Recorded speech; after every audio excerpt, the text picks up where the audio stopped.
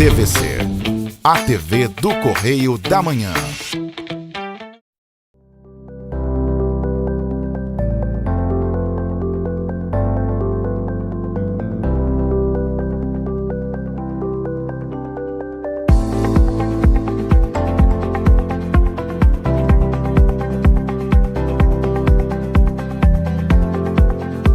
Olá pessoal, tudo bem? Eu sou Sandra Brito e esse é mais um Cultura na TVC, aquele nosso encontro semanal pensado em oferecer a você um momento para falar de artes, de turismo, de literatura, de música e, claro, de muita cultura.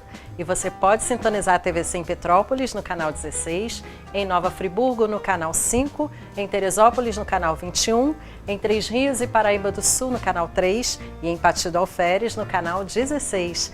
É sempre com muita alegria que chegamos até a casa de cada um de vocês. E se você não conseguiu nos assistir pela TV, é só dar uma conferida em nosso site ou em nossas redes sociais, no Facebook e também no YouTube.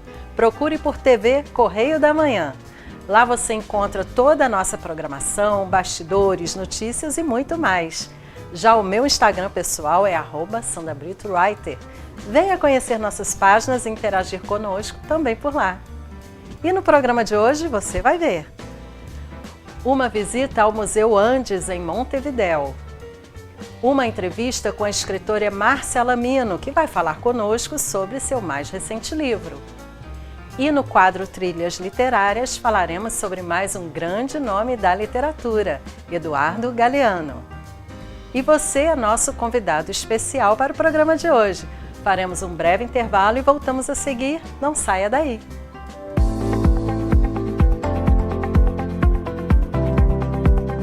O tom confessional e autobiográfico na epistolografia de Machado de Assis. Um estudo inédito acerca de um dos grandes nomes da literatura mundial pela autora Sandra Brito. Já à venda em todo o país e em chiadobooks.com.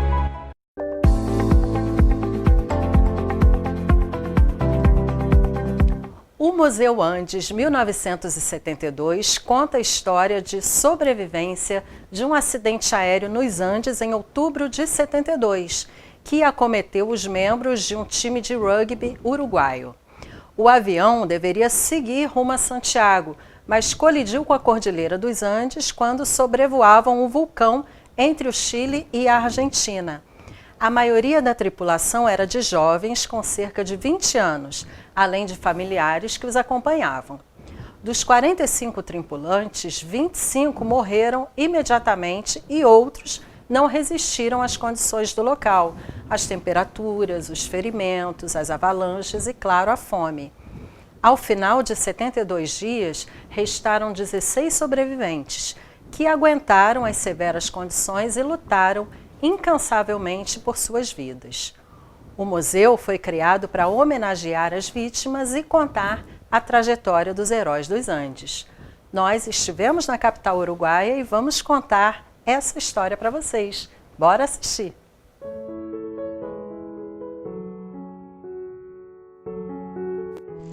Essa fachada simples no bairro da Cidade Velha, em Montevidéu, esconde uma grande surpresa. Hoje nós vamos conhecer o Museu Andes 1972.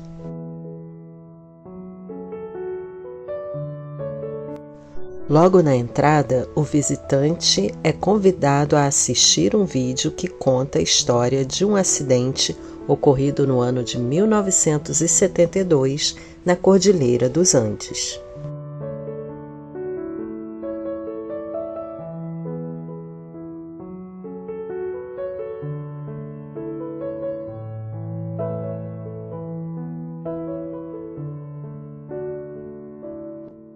O voo 571 da Força Aérea Uruguaia transportava 45 pessoas, incluindo os pilotos e uma equipe de rugby uruguaia, junto com seus amigos e familiares. O avião caiu na Cordilheira dos Andes em 13 de outubro de 1972.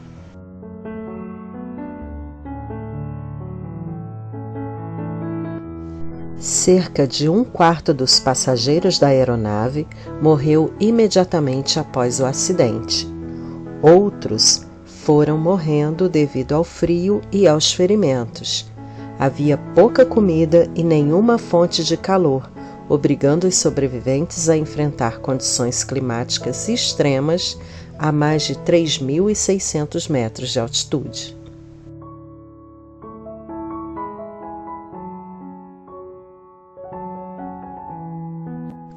Diante da fome e de notícias reportadas via rádio de que a busca por eles havia sido abandonada, os sobreviventes tomaram a difícil decisão de alimentar-se da carne dos passageiros mortos, que havia sido preservada na neve.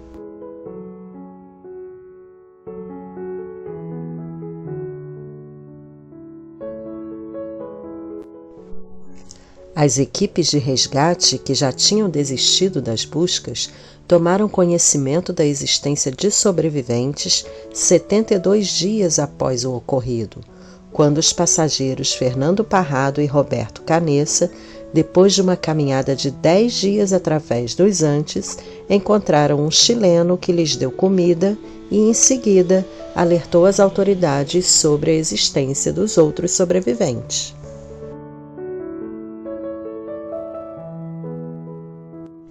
Muitas técnicas tiveram que ser desenvolvidas pelos passageiros, como aprender a derreter neve para produzir água, fazer precários abrigos com o forro dos assentos da aeronave e buscar soluções nada comuns para abrigar-se do frio.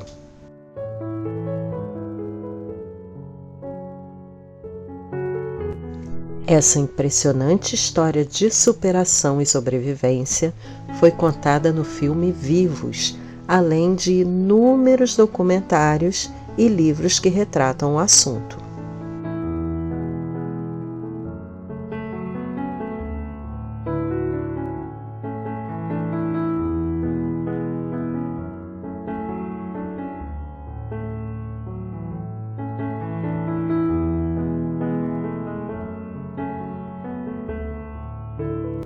Visitar o Museu Andes 1972 é poder reviver cada detalhe do acidente, a dificuldade do resgate e a luta pela sobrevivência.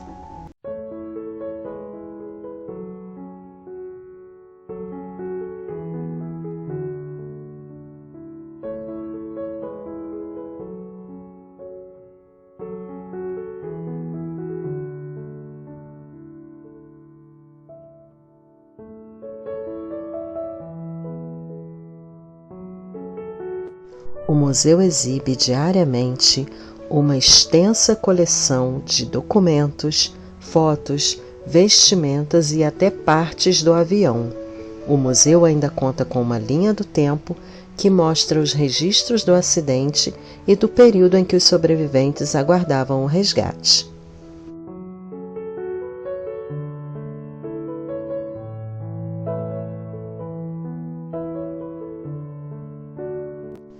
O museu foi criado em homenagem às 29 pessoas que faleceram no acidente aéreo e em reconhecimento aos 16 sobreviventes que demoraram 72 dias para serem resgatados.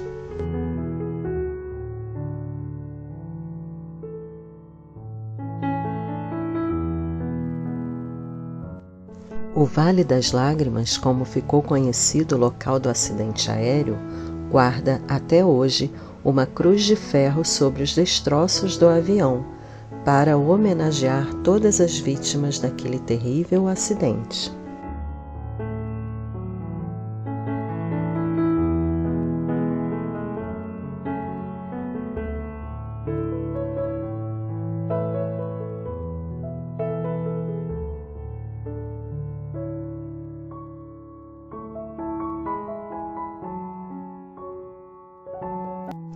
Eu espero que você tenha gostado de conhecer mais um pouquinho dessa surpreendente história de superação. Estaremos juntos na semana que vem com mais um destino imperdível de viagem. Até lá! E nós vamos continuando Cultura na TVC e hoje recebendo uma convidada muito especial. Ela é professora, escritora e vai conversar um pouquinho conosco sobre seu trabalho com a literatura. Seja muito bem-vinda, Márcia Lamino, ao Cultura na TVC. Obrigada. É um prazer estar aqui com você. E a Márcia está lançando um novo livro, Uma Cozinha Muito Louca. Vamos contar um pouquinho sobre esse livro? Ah, sim, claro. Esse livro, ele surgiu do nada. Não vou dizer que eu tenha pensado em escrever, né? Como é que eu vou escrever um livro, vou fazer... Não. A ideia surge e... À medida que a ideia surge, a gente começa a escrever, vai fazendo um esboço inicialmente, depois você arruma, porque eu escrevo na forma de poesia, todo o livro ele é dividido em estrofes, né? E então essas estrofes, elas ocupam as páginas, mas eu não tenho nenhuma noção disso quando eu escrevo. Isso só mais tarde é que... é pensado a possibilidade de fazer um livro. E essa possibilidade, então, faz com que a gente vá moldando, primeiro, para que faixa etária eu estou escrevendo, para o quê? Adaptar a linguagem, tá? Então, eu vejo, está adequada, tem algumas palavras que eu tenho que mexer, e na medida que eu mexo, aí eu já vou... mexer também na rima, então eu tenho que fazer uma alteração, e também a gente conta, tem o ritmo, né? Toda a poesia, ela conta com ritmo. E se você faz um acerto, né? Ela pode mudar o ritmo, então você também tem que se preocupar em manter o ritmo. Então, que palavra seria adequada para uma criança até 6, 7 anos, que estivesse adequada ao que eu escrevo, a forma como eu escrevo, que é poesia, né? Dentro de uma estrofe, dentro de um verso, com rima, etc. e tal, né? Mas inicialmente é assim, sem pensar. Bate a ideia, a gente coloca no papel. Só depois é que vai partir para um livro, é que a gente começa a fazer os acertos e colocar para que isso seja editado. Agora, é por isso que nas minhas histórias não existe um princípio, meio e fim, não existe um clímax. Porque eu não penso ele como uma narrativa, né, em que você tenha um clímax, e ele é uma poesia, e poesia a gente não tem, ela é uma sequência de ideias que vão se desenvolvendo. Então, no livro não existe o clímax, mas como eu estou escrevendo para a criança, e a criança não tem essa curiosidade de saber o que vem depois... Então tá perfeito. Vamos mostrar a capa, Márcia, para quem está em casa conhecer. Então tá aqui. Uma cozinha muito louca. Tá aqui, a Olha cozinha que graça muito louca, essa capa. né? Extremamente colorida. A ilustração é da Angelita Alves. Tá aqui, olha. Não sei se está dando para vocês verem. Dá para ver direitinho. Então, a Angelita se preocupou com os mínimos detalhes. Ela é excelente ilustradora. Ela conseguiu colocar uma ideia de profundidade aos desenhos. Olha. Muito bonito tá? mesmo. E a Angelita é de Curitiba. Certo. Ela aceitou o desafio. Nós mandamos para ela. Deixa eu mostrar aqui. Está aqui, essa aqui que é a Angelita. Angelita é de Curitiba. Pois é. Daí explica-se o porquê eu ter ido a Curitiba agora eu fui no dia 13, retornei no dia 16, né? Porque nós fomos lançar lá, em Curitiba. Que legal. Lá em Curitiba nós estivemos em 2 lugares. Nós fomos na sala de leitura Hilda Hilst, que fica no Centro de Cultura, né? E foi uma coisa fantástica. Eu nunca tinha feito uma contação de história. Geralmente eu peço alguém que faça, porque eu achava que eu não tinha esse jeito para contar a história. A história não é pegar um papel e ler, não é. Você tem que dramatizar, você tem que fazer uma certa... Trazer vida para aquelas palavras, exatamente, para poder contar, né? E eu falei assim, gente, eu vou ter que contar essa história, como é que vai ser? Mas aí a gente pensa assim, eu sou avó. Então, essa colher aqui, que vocês estão vendo, tá? Ela foi presente dessa minha ilustradora. Ela me deu a colher porque é simbólico, ela está dentro da história toda, né? A colher. E essa colher, ela, nessa primeira contação que eu tive, o que aconteceu? Tinha uma menina que estava com uma bonequinha que era uma fadinha, que tinha uma varinha mágica. E eu peguei a colher e falei assim, eu também tenho uma varinha mágica. Vai surgindo ali na hora, né? Na hora. Eu também tenho uma varinha mágica. Quer ver? Agora nós vamos começar a contar a história. Então vamos aqui, ó. Tum, tum, tum. Tum, tum, tum.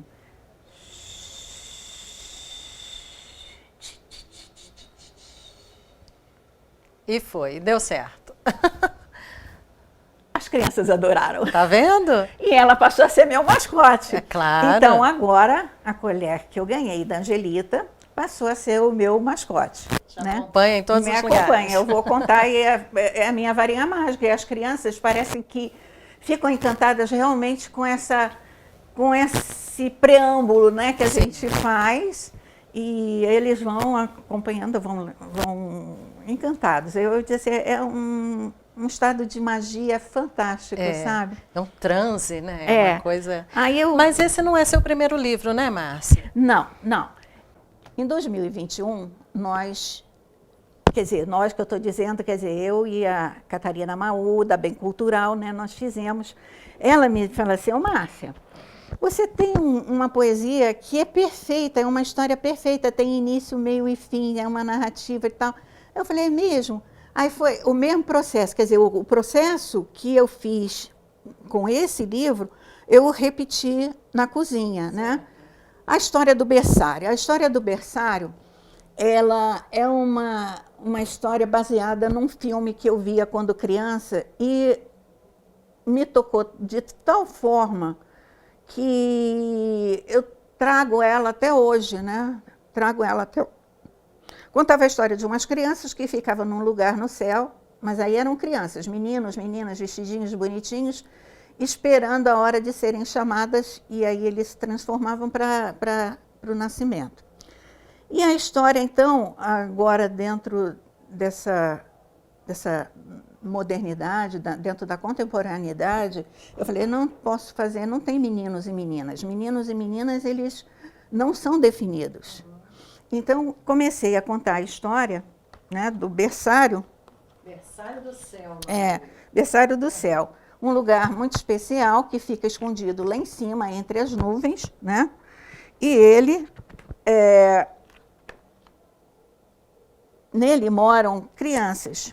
Crianças, estão aqui, as criancinhas, elas não têm uma forma, né? São amorfas, não têm forma. E não tem nome, não são tratadas de meninos e meninas. Então, como é que eles são identificados? Eles são identificados através de números, né? Então, lá eles desenvolvem suas aptidões. Uns gostam de cantar, outros de escrever, outros de cozinhar, uns de pintar, outro gosta de jardinagem. E aí eles vão desenvolvendo nesse lugar todo especial, brincam, dormem, mas o melhor bem, digamos assim, é a brincadeira, né? Eles brincam o tempo todo e também esperam serem chamados a hora deles serem levados para as suas famílias, porque até então eles não sabem, né? E aí eles estão assim nessa euforia quando eles avistam o quê? Uma grande barca. E é por ela que eles ficam aguardando o tempo todo. E aí, quando chega a barca, vem esse senhor de barba branca, simpático, né? e ele abre aquele pergaminho infinito, e ali ele começa chamando 53, epa, é a minha vez, lá vou eu. E vai assim chamando as crianças até que a barca atinge o seu número adequado e ela vai levando as crianças para os seus lares, né? Então, veja, aqui é um livro que ele é adotado mesmo para... porque ele não existe essa coisa de menino, menina, não existe, não tem credo, não tem raça. Então, tudo é igual, é um mundo imaginário ideal. Entendeu? Que é onde não haveria nem discriminação, nem de nenhum teor, nenhuma diferença. Né? Exato. E quando que surgiu, Márcia? Porque você é professora universitária. Também, quando né? que surgiu a ideia de escrever para criança? Já era uma vontade que você tinha? Não. Na verdade, eu sempre achei que eu não dava para dar aula para criança. E então eu sempre dei aula para o ensino médio, então são jovens de 15 a 18 anos, né? Dei aula à noite, então já havia adultos, e dei aula para a universidade, que são um pouco mais de adolescente. Né? Então, pequenos eu nunca tive, mas como eu falei, eu tenho netos. Né? E tive filhos, tive 3 filhos, tive netos. E essa convivência diária, né, ela vai tocando. As crianças, quando iam, vovó conta a história, e sempre a mesma história, eles pedem sempre a mesma. Mas a vovó tem outra história mais bonita. Não, vovó, eu quero aquela. E cada vez que eu contava, eu mudava um ingrediente, né, porque a história oral é aquela que conta um conto, aumenta um ponto, né? Então, a história oral, como eu contava, eu seguia o enredo mais ou menos e botava a minha pitada de tempero, meu temperinho. Bom, então eu nunca tive essa visão para escrever. Eu sempre li muito, muito, muito, muito. Né? Mas escrever, não. A escrita surgiu com a pandemia. Uma necessidade que nós tínhamos de nos comunicar. E aí surgiram os grupos de poesia. Eu fui convidada para participar da confraria, né, a confraria da poesia informal, e passei a escrever. Mas dentro desses escritos, vez em quando me surge a Márcia menina, a Márcia criança. E é nessa hora, nesse momento da Márcia criança, é que vem essas poesias. Então, algumas poesias minhas são muito profundas, que a maior parte das minhas poesias são, nesse aspecto, elas são profundas, elas são interiorizadas, digamos assim, mas existe um lado infantil que me remete à infância, e eu, então, conto nessa minha meninice, quer dizer, não sou eu, mas sendo eu, né, surge. Eu tenho uma da menina de vestido azul, que ela sai pelo campo, atrás de uma borboleta, a borboleta se esconde. Eu tenho outra que conta toda uma trajetória através da colcha de retalho, daquela ideia de você ir fazendo o remendo, então você vai costurando a sua vida, né? Então, não digo assim, eu escrevo para criança. Não, eu também escrevo para criança. Eu sou eclética. Escrevo. O que vem, muito vem de inspiração, pouca coisa é encomendada, só quando tem os saraus, né, que a gente tem um tema. Tem um tema. Mas não tem, quando vem a inspiração, aí a inspiração ela é livre, vem o que der. Às vezes vem para criança, às vezes vem uma poesia introspectiva, outras vezes vem uma poesia mais para adulto, né? Então, não tem essa especificidade, mas eu escrevo para criança também. E como que foi a recepção em casa quando você falou assim, agora eu vou contar essas histórias para outras crianças, não só para os meus filhos e netos? Eles, é interessante, porque eles não me viam, eles não viam esse lado da mãe, da esposa, da avó, com tanta repercussão, né? Fazendo, como é? Tarde de autógrafos. Tarde de autógrafo. Eventos. Fazendo lançamento de livro, participando de sarau e indo publicar não sei aonde, fazer lançamento não sei aonde, viaja, volta, agora aparecendo na TV. Vovó, eu tenho muito orgulho de você. Por quê? Porque você é escritora. Que A bacana vovó isso, é né? escritora. Então, isso É bonita essa percepção, né? Esse olhar diferente. Ganha uma conotação muito maior, né? Então, a vovó não é só a vovó. Ela tem um diferencial.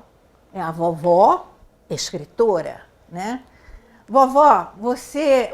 Ih, vovó, você tá aparecendo. Você apareceu no Facebook, fez uma live. Eu falei assim, pois é, tá ficando importante. Vovó, depois de velha, tá se reinventando. Mas eu sou a prova viva de que nunca é tarde. É isso aí.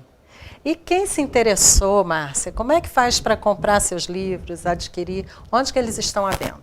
Olha, o livro, ambos, eles estão agora na Nobel. Certo. Tá? Pode, quem é daqui da cidade pode ir à Nobel. E também tenho as minhas redes, vocês podem, pelo Instagram, vocês podem entrar, tanto, eu tenho um só, tenho Márcia, poesia, tem que colar, esqueci, Poemárcia, Poemárcia, esse é o Instagram. É no Instagram, tá? Poemárcia. Lá tem a lojinha e aí por lá eles resolvem tudo. Certo. Então, Poemárcia, vocês conseguem adquirir a cozinha.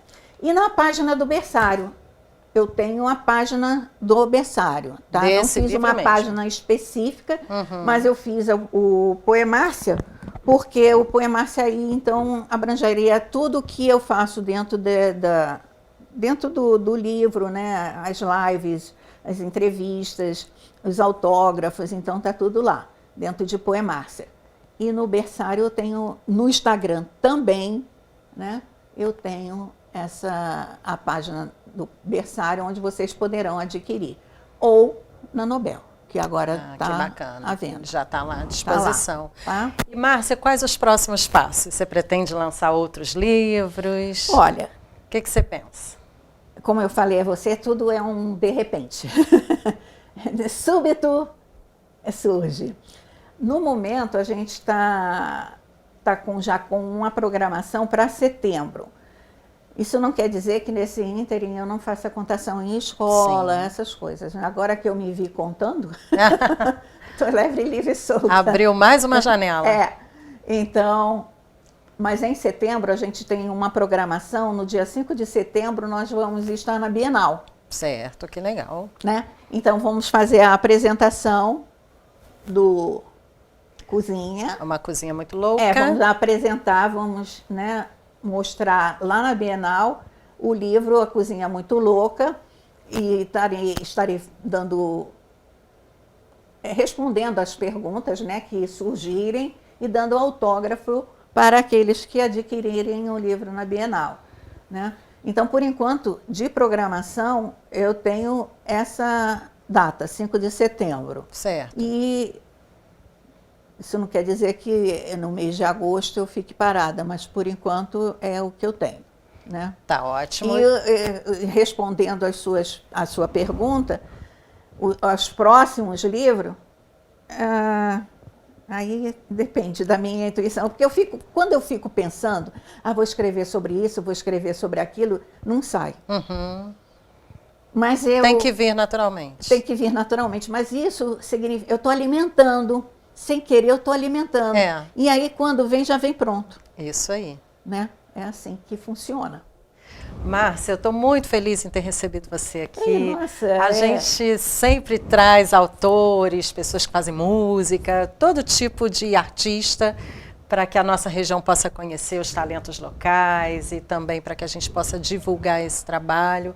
E é muito bacana ter você aqui mostrando que, como você própria disse, não tem idade. Não. O espaço está aberto para todo mundo, todos têm histórias para contar. Muita história e eu acho importante isso que você está fazendo, trazendo a cultura local, porque nós temos excelentes escritores e excelentes artistas que às vezes não merecem o crédito. Você vai buscar os de fora quando você tem tanto material aqui para trabalhar. Tanta coisa bacana, né? Verdade. Isso, tá? Então, esse espaço que você me deu, eu agradeço muito, muito mesmo, né? E eu espero que hajam outras formas da gente se encontrar. Ah, eu também espero. Tá bom? Espero que sim. E você já sabe, os livros da Márcia estão disponíveis na Nobel, para quem mora aqui em Petrópolis, para quem é de fora, que o nosso programa passa em diversas cidades no Rio. Sim, isso. Então você pode entrar em contato pelo Instagram da Márcia, que ela já deixou aqui, Márcia Lamino, não se esqueça o nome dela. Márcia e aí Lamino, também e o Poemárcia, né? Poemárcia, isso. O Poemárcia. Tá no Poemárcia. Isso. E quem também quiser tê-la para contar histórias, vocês já viram que ela dá conta do recado, pode também entrar em contato por lá, né, Márcia? Eu e a minha varinha mágica. Olha, muito obrigada novamente. Obrigada que a você. corra tudo bem lá na Bienal, que você tenha uma noite maravilhosa, uma tarde maravilhosa, que tenha contato com muita gente bacana e que depois volte para contar como foi. Com certeza. Muito Estarei obrigada. aqui, viu? Obrigada a vocês. E você continua com a gente.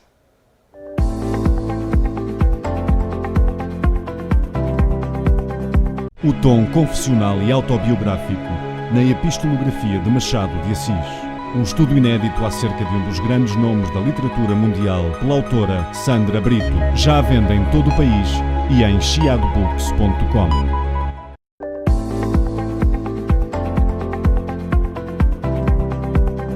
E chegou o momento de conhecer mais um grande nome da literatura. É hora de mais um Trilhas Literárias.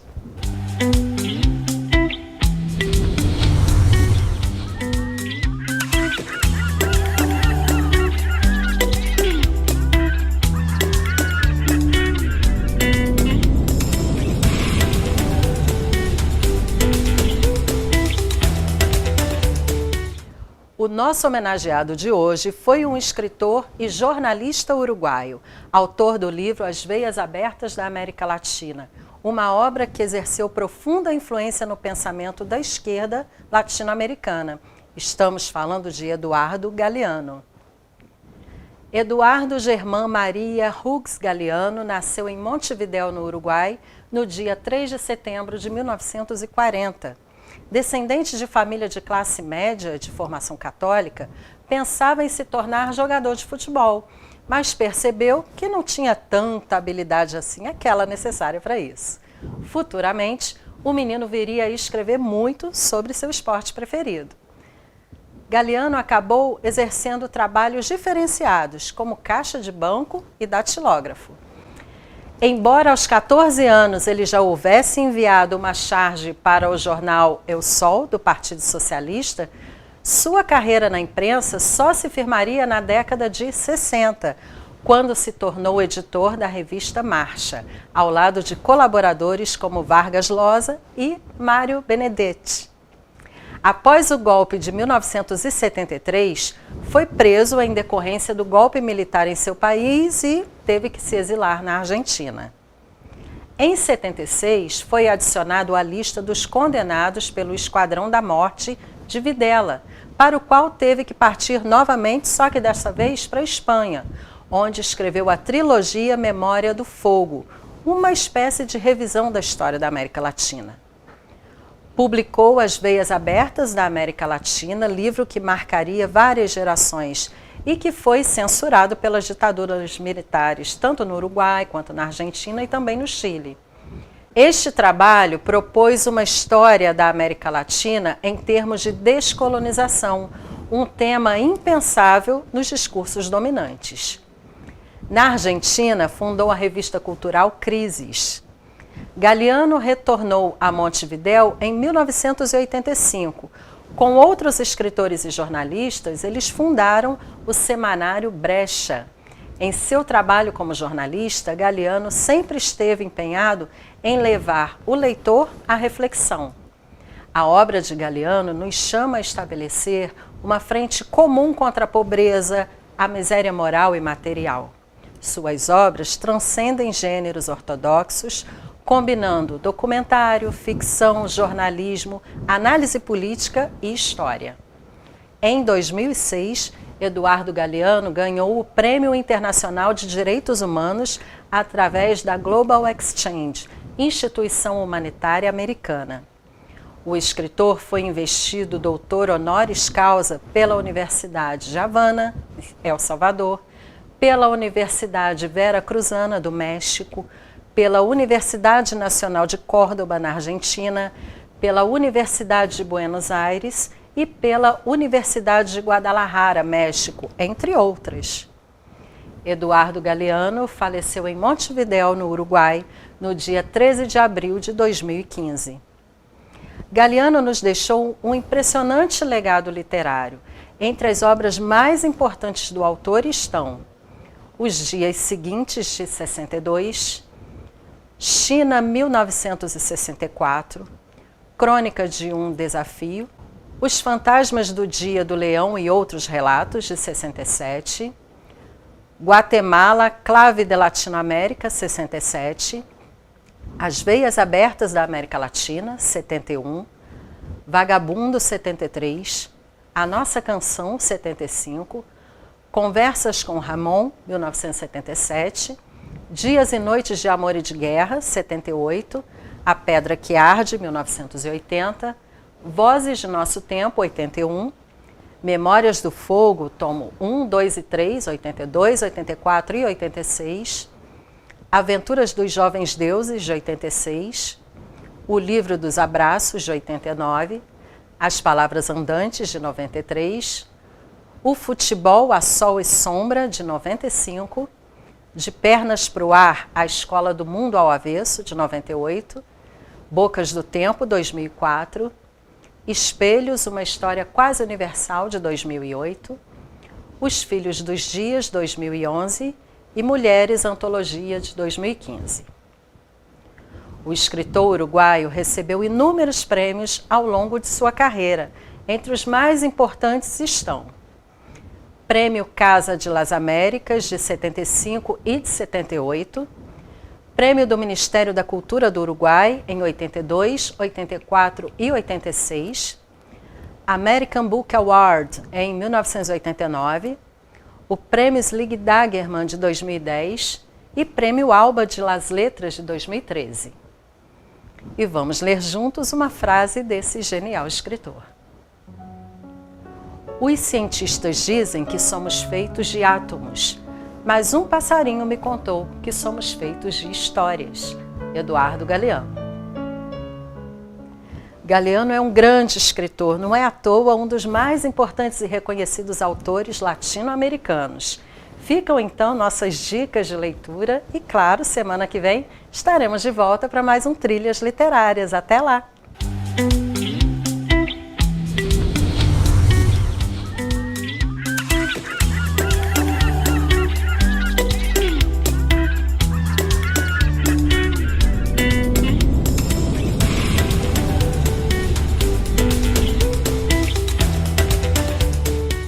E assim vamos terminando mais um programa. Muito obrigada a todos pelo carinho, pelos comentários e também pela audiência.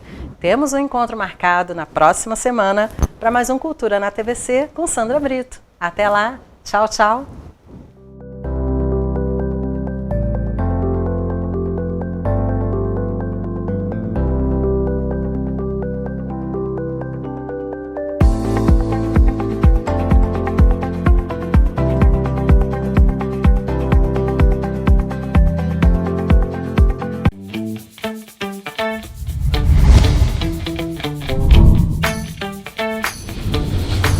TVC A TV do Correio da Manhã.